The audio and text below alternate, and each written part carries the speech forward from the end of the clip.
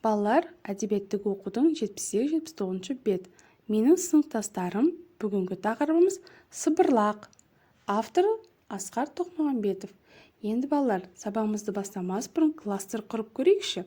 Сыныптастарының атын жаз, досының аты, сабақта қалай оқиды, қандай іс-әрекеті ұнамайды, нені ұнатады, несімен сенің досың ұнайды. Ой бөлісіп, пікіріңді дәптеріне жаз. Балалар, сыбырлақ өлеңін мұқият тыңда. Бір бала бар, сыбырлақ, аузы мұрны жыбырлап, әсте тыным таппайды, құлағына сыбырлап. Өзі де түк ұқпайды, отырғанды дыбырлап, тыңдатпайды басқаға, шыға қалса тақтаға. Аузын ашып қамыңдап, түк айта алмай ыңылдап, қалды дей бер сыбырлақ, бостан босқа жыбырлап.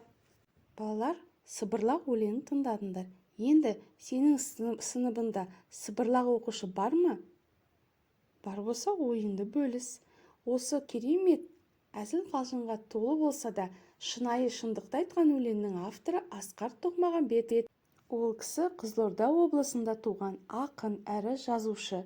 Батыр Әли атты жыр жинағы бар екен. Сыбырлақ балаға мұндай жаман әдеттен аулақ болу үшін қандай кеңес берер едің? Ойыңмен бөлісіп көр. Келесі сабаққа дейін балалар осы сыбырлақ өлеңін жаттап алыңдар.